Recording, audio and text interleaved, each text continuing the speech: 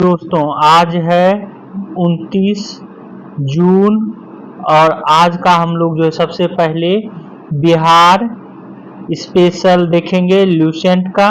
उसके बाद daily current affairs जो है वो देखेंगे आज का और कल का दोनों, क्योंकि कल का करंट अफेयर्स जो है हम लोग नहीं कर पाए थे, तो दोनों करंट अफेयर्स भी हम लोग देखेंगे। चलिए स्टार्ट करते हैं हम लोग बिहार में जल संसाधन के। कल जो है हम लोग बिहार में कृषि देखे थे, तो आप लोग एक बार जो उस वीडियो को देख लीजिएगा, कुछ कुछ इम्पोर्टेंट तथ्य था जो कि महत्वपूर्ण है। तो आज हम लोग बिहार में जल संसाधन की बात करें तो जल संसाधन के रूप जो है बहुत ही महत्वपूर्ण है, और जल संसाधन का प्रयोग जो है पेयजल, सिंचाई, जल विद्युत उत्पादन में किया जाता है। इसके अतिरिक्त जल संसाधनों का उपयोग उद्योग में, मत्स्य पालन में, यातायात में, मनोरंजन में और अन्य जीवों के संरक्षण के लिए जो है जल संसाधन का प्रयोग किया जाता है। बिहार राज्य में जल संसाधन अनेक नदियों के प्रवाहों तथा प्रदेश में भूमिगत और धरातलीय जल के बीच घनिष्ठ अंतर संबंध जो है पाया जाता है। यहाँ पर हम आपको ये भी बताते चलें कि बिहार में जो है ये नदियाँ दो तरह से जल संसाधन के रूप में काम करती है। एक तो उत्तर भारत में से आने वाली नदियां जो कि गंगा में मिलती है, और साथ ही साथ दक्षिण भारत से आने वाली नदियां जो गंगा में मिलती है। यहाँ पर हम पहले भी आपको बता चुके हैं कि बिहार जो है, मान लीजिए कि ये बिहार है और इस बिहार में जो है बीचों बीच से गंगा नदी बहती है, तो ये उत्तरी भाग हो गया बिहार का, और ये जो है सदर्न भाग, दक्षिणी भाग हो गया। तो गंगा के उत्तरी भाग में से घाघरा, गंडक, बूढ़ी गंडक, बागमती, अधवारा, कमला, कोसी, महानंदा नदियां जो है ये प्रवाह होकर मिलती है गंगा नदी में। वहीं कर्मनाशा, सोन, पुनपुन, किऊल, हरोहर, बरुआ, चंदन, चीर, ये जो है ये नदियां दक्षिण की ओर से जो है आकर मिलती है गंगा में। और राज्य में जलोढ़ मैदान में कुल वर्षा 20 से 22% जल जो है भूमिगत जल भंडारण की आपूर्ति का जो है स्रोत है, जबकि नदियां के अलावा भूमिगत जल भी जो है स्रोत है। तो 20% जो है ये स्रोत हमको मिलता है। यहाँ पर हम एक महत्वपूर्ण तथ्य बता दें कि सीवान जिले में 248 वर्ग मीटर भूमिगत जल प्रति वर्ष उपयोग के लिए उपलब्ध होता है। यहाँ 229 मध्यम से भारी नलकूप तथा 1600 छिछली नलकूप का निर्माण जो है किया जा सकता है। बिहार के मैदानी क्षेत्र में जहां सिंचाई की गहनता की उच्चतम सीमा प्रतिवर्ष जो है शुद्ध कृषि भूमि के 140 प्रति वर्ष अर्थात 2.5 गुना से अधिक सिंचाई का विकास करना और भूमिगत जल को अधिक वांछनीय बनाना, ये जो है लक्ष्य रखा गया है। अब हम लोग देखते हैं बिहार में जल प्रबंधन और सिंचाई।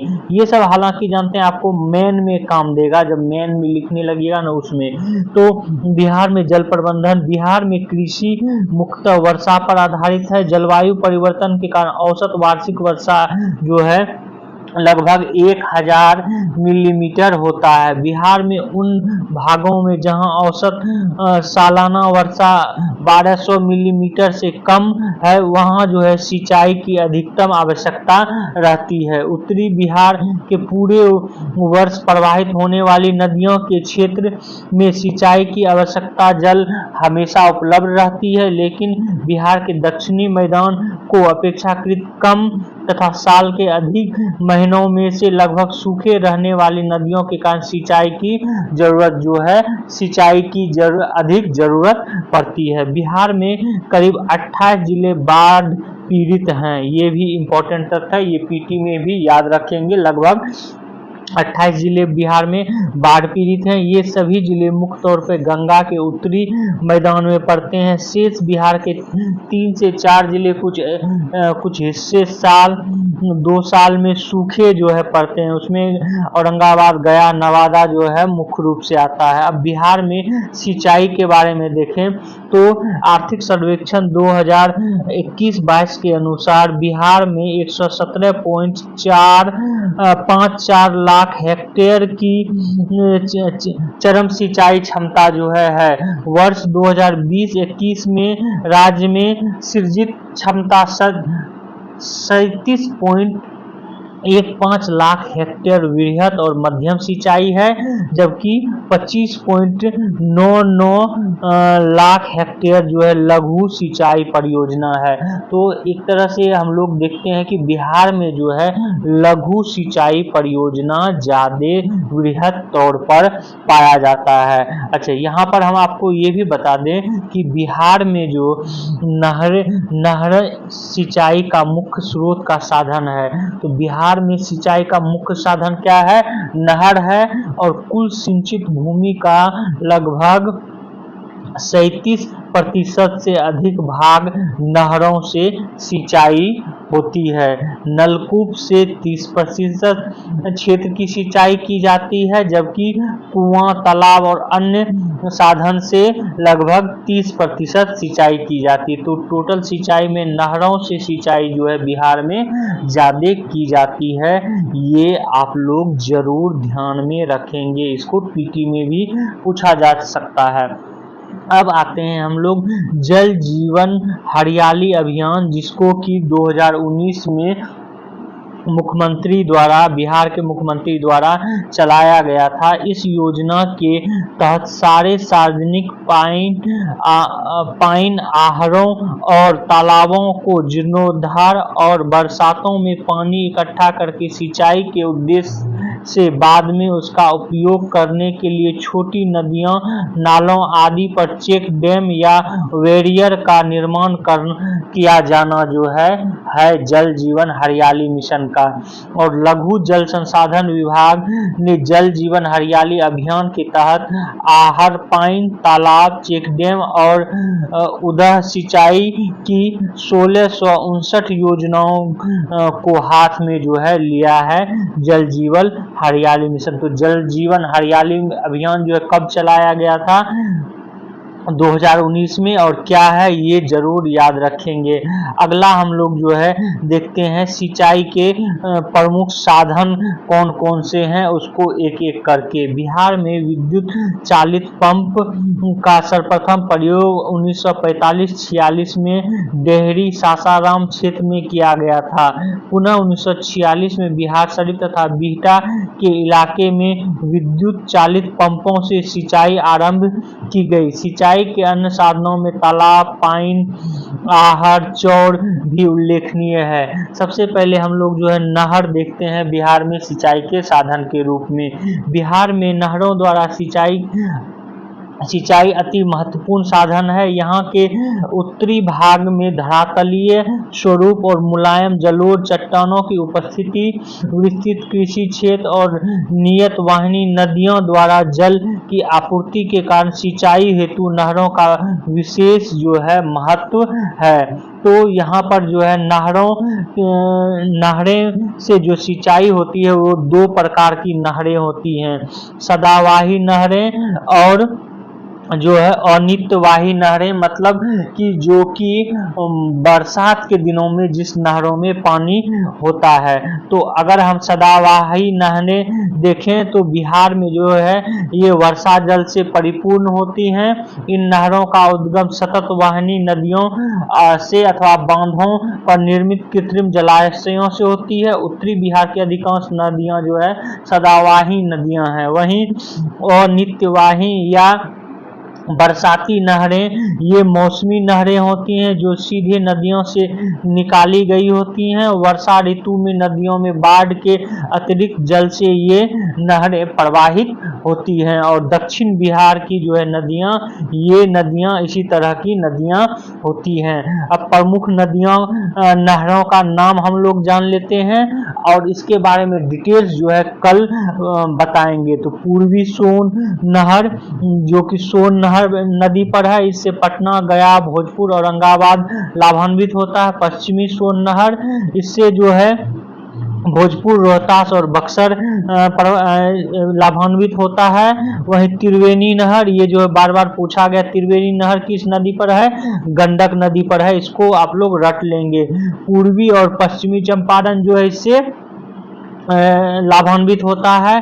कमला नहर कमला नदी पर है, ये दक्षिणी दरभंगा और मधुबनी से लाभान्वित होती है। पूर्वी कोसी नहर से जो कि कोसी नदी पर है, इसे पूर्णिया, अररिया, सहरसा, मधेपुरा, सुपौल, खगड़िया लाभान्वित होता है। पश्चिमी कोसी नहर जो कि कोसी नदी पर है, बेगूसराय, दरभंगा, मधुबनी इससे लाभान्वित होता है। वहीं तिरहुत नहर गंडक नदी पर है, सारण, चंपारण जो इससे लाभान्वित होता है। तेऊर नहर ये गंडक नदी पर है, ये भी रट लेंगे आप लोग अभी, चंपारण इससे लाभान्वित होता है। सकरी नदी पर जो है सकरी नहर है, इससे मुंगेर, लखीसराय, गया और पटना जो है लाभान्वित होता है। इन सब के बारे में हम लोग जो है डिटेल्स में चर्चा करेंगे कल। आगे इसी सिंचाई में देखते हैं बरवा नदी जलाशय से संबंधित। बरवा नदी जो है इसकी स्थापना 1965 में इस जलाशय किया गया था बरवा नदी पर। यह भागलपुर जिले में जो है अवस्थित है। चांदन जलाशय, इसकी स्थापना 1972 में चांदन नदी पर हुई थी, यह भागलपुर जिले में स्थित है। दुर्गावती जलाशय, यह 1975 में योजना आयोग ने इस परियोजना को मंजूरी दी थी। 1976 में तत्कालीन केंद्रीय मंत्री जगजीवन राम ने इस योजना का जो है शिलान्यास किया था। लेकिन वर्तमान में जो है देखेंगे कि ये रोहतास और कैमूर जिले के लिए अति महत्वाकांक्षी दुर्गावती जलाशय परियोजना का उद्घाटन पुनः बिहार के मुख्यमंत्री जीतन राम मांझी ने 15 अक्टूबर 2014 को जो है किया। दुर्गावती नदी पर स्थापित इस परियोजना से दोनों जिलों को 386 गांव को सिंचाई का पानी मिलेगा। इस जल भंडारण क्षमता 287.7 करोड़ क्यूबिक है। इसके दाई नहर रोहतास की ओर और बाई नहर कैमूर की ओर जो है निकाला गया है। वहीं हम लोग जो है ये देखते हैं इसी में इंद्रपुरी जलाशय योजना, इसका निर्माण बिहार में सोन सिंचाई परियोजना के पानी के समय से उपलब्धता और सिंचाई क्षमता का पूरी उपयोग सुनिश्चित करने के लिए किया गया है। इसके साथ साथ 400 मेगावाट जल विद्युत उत्पादन भी इंद्रपुरी जलाशय योजना के तहत होगा। वहीं बाण सागर जलाशय योजना, यह योजना मध्य प्रदेश की सोन नदी में उत्तर प्रदेश और बिहार के साथ मिलकर निर्मित किया गया है और इसका वेट 2.1.1 के हिसाब से है।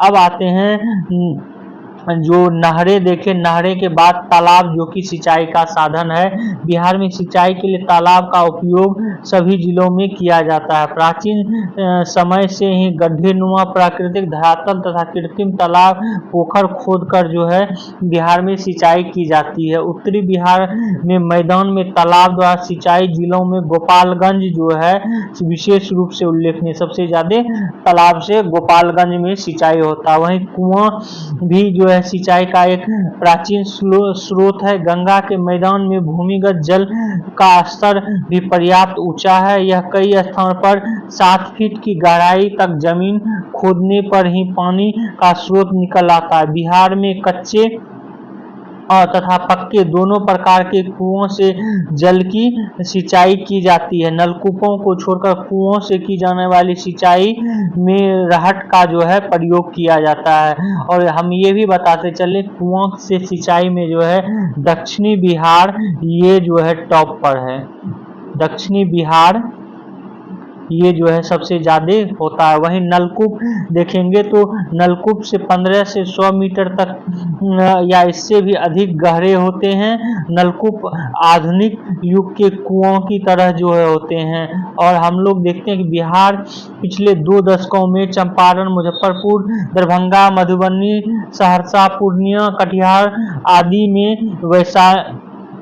वैशाली आदि में नलकूपों में काफी जो है विस्तार हुआ है। वहीं दक्षिणी बिहार में नालंदा, रोहतास, पटना, गया, मुंगेर, भोजपुर में नलकूपों की प्रमुख सिंचाई का साधन जो है और कुल सिंचित का जो है 1.9% नलकूपों द्वारा इन डिस्ट्रिक्टों में होता है। तो आज का आज का जो बिहार स्पेशल इतना ही है। कल जो है हम लोग बिहार की प्रमुख नदी घाटी परियोजना के बारे में डिटेल से जानेंगे और ये वीडियो मिस मत कीजिएगा, क्योंकि इसके बारे में जो है क्वेश्चन बार बार पूछा भी गया है और पूछा भी जाता है। अब हम लोग जो आज का current affairs, daily current affairs देखते हैं। उसके अंतर्गत जो है पहला करंट अफेयर्स, ये बहुत ही इंपॉर्टेंट है बिहार के एग्जाम में, कि बिहार में मुंगेर जिले के जमालपुर में स्थित 969 railway engineering regiment territorial army camp को जो है प्रशासकीय अधिकारी ने बंद करने का निर्णय लिया है। यहाँ पर हम ये भी बता दें कि इस रेलवे टेरिटोरियल आर्मी का गठन जो है 1949 में हुआ था। रेलवे टेरिटोरियल आर्मी का गठन जमालपुर रेजिमेंट 1950 में अस्तित्व में आया था। गठन 1949 में हुआ था और 50 में जो है अस्तित्व में आया था। इसको इसलिए बनाया गया था कि जब भी युद्ध हो तो युद्ध के समय जो है जब आर्मी को जरूरत पड़े तो यहाँ से जो है आर्मी को लिया जा सके। देश की सुरक्षा पर आंच आने की स्थिति में रक्षा मंत्रालय ने रेलवे से सामंजस्य बैठाते हुए रेलवे टेरिटोरियल आर्मी का गठन 1949 में किया था। जमालपुर रेजिमेंट 1950 में अस्तित्व हुआ है। तो रेलवे टेरिटोरियल आर्मी का गठन जो है कब हुआ है? 1949 में। जबकि जमालपुर रेजिमेंट का अस्तित्व कब आया? 1950 में। यह देश की 6ठी रेजिमेंट है। इस रेजिमेंट में जमालपुर कारखाने में कार्यरत रेल कर्मियों को सेना का प्रशिक्षण दिया जाता था ताकि समय आने पर यह काम आ सके। जमालपुर रेलवे कारखाना में कभी गोला बारूद का भी जो है निर्माण हुआ करता था। तो यहाँ की कैंटीन भी अब बंद कर दी गई है। जमालपुर स्थित कैंटीन से सेवानिवृत्त सैनिकों का फायदा होता था। रेलवे मंत्रालय ने रक्षा मंत्रालय से सहमति मिलने के बाद यह फैसला लिया गया है। यहाँ पर हम ये भी बता दें, इससे पहले जमालपुर से पहले झांसी, कोटा, आंध्रा, चंडीगढ़, सिकंदरा में स्थित 6 रेलवे इंजीनियरिंग प्रादेशिक सेना रेजिमेंट 5 साल पहले ही जो है बंद कर दिया गया है। तो चूंकि इसको बंद किया गया है तो आप लोग जो है जरूर ये याद रखेंगे कि हाँ, यहाँ पर इसमें ये भी बता दें आपको कि 64 वर्षों में 20,000 रेल कर्मियों को सैन्य प्रशिक्षण जो है दिया गया था। ये भी आप लोग ध्यान में रखेंगे। आज का अगला करंट अफेयर्स देखते हैं। आज का अगला करंट अफेयर्स है कि अभी हाल ही में जो है कि भारतीय महिला टीम जो है दक्षिण अफ्रीका के विरुद्ध एक टेस्ट मैच के पहले दिन शुक्रवार को जो है एक रिकॉर्ड बना दिया है। भारत ने शेफाली वर्मा के दोहरे शतक और स्मृति मंधाना के 149 शतकीय पारी के दम पर पहले दिन 4 विकेट खोकर 525 रन का स्कोर खड़ा किया है। ये महिला टेस्ट क्रिकेट में पहले दिन का सर्वाधिक स्कोर है। इससे पहले ये रिकॉर्ड जो है इंग्लैंड के नाम था, जिसने 1935 में न्यूजीलैंड के विरुद्ध 2 विकेट पर 431 रन जो है बनाए थे। वहीं शेफाली ने केवल 194 गेंदों में जो है दोहरा शतक बनाया है। इस तरह शेफाली का ये जो है एक विश्व रिकॉर्ड है। 194 गेंद में जो है दोहरा शतक और साथ ही साथ भारत जो है 525 रन जो है एक ही दिन दिन में बनाकर ये भी जो है विश्व रिकॉर्ड बनाया है। किसके विरुद्ध? तो दक्षिण अफ्रीका के विरुद्ध। ये दो तथ्य जो है आप लोग जरूर याद रखेंगे। आज का अगला करंट अफेयर्स देखते हैं। आज का अगला करंट अफेयर्स, ये इस तरह के करंट अफेयर्स जो एसएससी में ज्यादा पूछे जाते हैं, तो आपको याद रखना है कि पूर्व डिप्टी एनएसए विक्रम मिस्री जो है उनको विदेश सचिव नियुक्त किया गया है। डिप्टी एनएसए विक्रम मिस्री को शुक्रवार को अगले विदेश सचिव के रूप में नियुक्त किया गया है। कार्मिक मंत्रालय ने उनकी नियुक्ति का आदेश जारी करते हुए बताया कि 15 जुलाई से विक्रम मिस्री देश के विदेश सचिव होंगे। तो ये जो है महत्वपूर्ण तथ्य आप लोग याद रखेंगे। आज का अगला करंट अफेयर्स देखते हैं। आज का अगला करंट अफेयर्स है, ये भी इंपॉर्टेंट है। मिसाइल टारगेट वाले अभ्यास विमान का सफल परीक्षण किया गया है। इस याद रखेंगे, इस विमान का नाम ही है अभ्यास। इसको जो है बनाया किसने है? रक्षा अनुसंधान एवं विकास संगठन डीआरडीओ ने बनाया है। डीआरडीओ ने गुरुवार को बालेश्वर के चांदीपुर स्थित इंटीग्रेटेड टेस्ट रेंज से high speed expendable aerial target hit, इसका जो है हिट नाम है और इसी को जो है नाम दिया गया है अभ्यास। High speed expendable aerial target hit का जो है हिट का नाम ही रखा गया है अभ्यास नामक विमान का 10वीं सफल परीक्षण जो है किया गया है। रक्षा मंत्री राजनाथ सिंह और डीआरडीओ के अध्यक्ष डॉक्टर समीर कामत ने इसे सफलता के लिए पूरी टीम को जो है बधाई दी है। और यहाँ पर हम आपको ये भी बता दें कि अभ्यास का उपयोग विभिन्न मिसाइल प्रणालियों के मूल्यांकन हेतु हवाई लक्ष्य के रूप में होता है। परीक्षण में विमान की निगरानी, टेलीमेट्री, रडार और इलेक्ट्रॉनिक ऑप्टिकल ट्रैकिंग सिस्टम सहित विभिन्न ट्रैकिंग सेंसर की जांच के लिए जो है किया जाता है। तेज गति से उड़ने वाली अभ्यास विमान पर लगाया जाने वाला सटीक निशाना मिसाइल की क्षमता को प्रदर्शित करता है। आगे हम लोग आज का अगला करंट अफेयर्स देखते हैं। आज का अगला करंट अफेयर्स है कि संजना ठाकुर को जो है पुरस्कार दिया गया है, राष्ट्रमंडल पुरस्कार। और राष्ट्रमंडल पुरस्कार इनको इसलिए दिया गया है, इन्होंने जो है संजना ठाकुर ने दुनिया भर के 7,359 प्रतियोगियों को पछाड़कर कॉमनवेल्थ लघु कथा पुरस्कार 2024 जो है अपने नाम कर लिया है।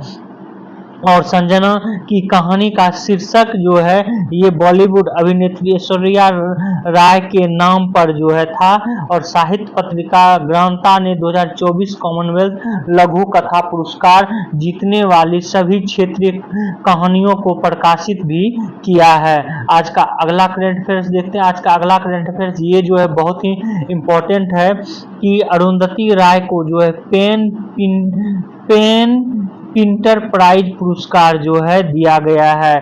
बुकर विजेता लेखिका अरुंधति राय को जो है दृढ़ता के साथ लेखन के लिए प्रतिष्ठित पेन प्रिंटिंग पुरस्कार 2024 से सम्मानित किए जाने की घोषणा की है। 2009 में स्थापित यह पुरस्कार अभिव्यक्ति की स्वतंत्रता की रक्षा के लिए नोबेल पुरस्कार विजेता नाटककार हेरोल्ड पिंटर की याद में जो है ये पुरस्कार दिया जाता है। रॉयल ने कहा, मुझे पिंटर पुरस्कार स्वीकृत करते हुए खुशी हो रही है। तो ये पुरस्कार दिया गया। अगला देखते हैं, भारतवंशी जो हैं ये मुख्य रूप से ये हैं सिंगापुर की पूजा नैन्सी। इनको जो है फ्रांस का विशेष सम्मान मिला है। और ये फ्रांस का विशेष सम्मान का नाम क्या है? Night of the order of arts and letters से नवाजा गया है। सिंगापुर में फ्रांस के राजदूत मिन्ही द तोंग ने सिंगापुर के मंत्री एडविन टोंग की उपस्थिति में जो है यह पुरस्कार पूजा नैन्सी को दिया है। अगला आज का करंट अफेयर्स देखते हैं। आज का अगला करंट अफेयर्स है, ये आप याद रखेंगे, इनकी बुक का नाम जो है बुक का नाम है इनका freedom cipher Punk's freedom and the future of the internet. और ये कौन है? जूलियस जो है, जिनको कि हाल ही में अमेरिका द्वारा जो है छोड़ा गया और अभी ये ऑस्ट्रेलिया पहुंचे हुए हैं, जूलियन असांजे। ये जो हैं जो कि एक नायक के रूप में जाने जाते हैं और जिन्होंने कि विकीलीक्स की स्थापना भी की थी। तो इनके पुस्तक का नाम आप लोग जो है याद रखेंगे। उन्होंने cypherpunks freedom and the future of the internet नामक किताब लिखी थी। उसके बाद इन्होंने अंडरग्राउंड टेल्स ऑफ हैकिंग ये बुक भी लिखी थी। ये दोनों बुक का नाम आप लोग याद रखेंगे, क्योंकि ये चर्चा में है। ये बुक पहले लिखा गया लेकिन चर्चा में है तो पूछा जा सकता है। आज का अगला करंट अफेयर्स देखते हैं कि भारत को जो है अंतर्राष्ट्रीय स्तर पर भारत को एक बड़ी सफलता मिली है। आतंकी वित्त पोषण और मनी लॉन्ड्रिंग के खिलाफ बेहतर काम करने के लिए वैश्विक संस्था FATF, जिसको कि हम लोग बोलते हैं वित्तीय कार्रवाई कार्यबल, FATF ने भारत को रेगुलर फॉलो अप नियमित अनुवर्ती श्रेणी में जो है चुन लिया है और ये इस सूची में 5वां देश जो है बन गया है भारत अनुवर्ती सूची में, जिसको कि रेगुलर फॉलो अप कहते हैं। तो पहले रेगुलर फॉलो अप होता क्या है वो जान लेते हैं। FATF सदस्यों को उनकी अर्थव्यवस्था में मनी लॉन्ड्रिंग, आतंकवाद के वित्त पोषण जैसी कमजोरियों के आधार पर 4 श्रेणियों में बांटा है। इनमें black list, grey list, enhanced follow up और रेगुलर फॉलो अप शामिल किया गया है। रेगुलर फॉलो अप को सर्वश्रेष्ठ और ब्लैक लिस्ट को जो है निष्कृष्ट माना जाता है। हालिया पारस्परिक मूल्यांकन रिपोर्ट के बाद भारत सहित G20 में शामिल केवल 4 देशों को रेगुलर फॉलो अप में रखा गया। भारत के अलावा इटली, फ्रांस और ब्रिटेन शामिल है। FATF में शामिल कुल 200 देशों में से सिर्फ 24 देश ही रेगुलर फॉलो अप के दायरे में है। रेगुलर फॉलो अप का मतलब होता है कि इन देशों को FATF के नियमों के हिसाब से बार बार मनी लॉन्ड्रिंग और आतंक के वित्त पोषण के नियमों की अनुपालन रिपोर्ट देने की जरूरत जो है नहीं होगी। और जो ग्रे लिस्ट होता है उसको जो है बार बार ये काम करना पड़ता है, जो भी ब्लैक लिस्ट में जो भी होता है। FATF क्या है? तो FATF वित्त कार्रवाई कार्य बल जो है एक अंतर सरकारी संगठन है जिसे कि 1989 में मनी लॉन्ड्रिंग, आतंकवादी वित्त पोषण और अंतर्राष्ट्रीय वित्तीय प्रणाली की अखंडता को सुरक्षित रखने व संबंधित खतरों से निपटने के लिए अंतर्राष्ट्रीय निगरानी संस्थाओं के रूप में बनाया गया था। भारत 2010 में FATF का सदस्य बना। फिलहाल में इसके 200 सदस्य देश जो हैं ये हैं। तो आज का करंट अफेयर्स इतना ही था। आप लोग हमारे इस वीडियो को जो है शेयर करें, सब्सक्राइब करें और बेल आइकन को जो है जरूर दबा लें। Thank you for watching this video.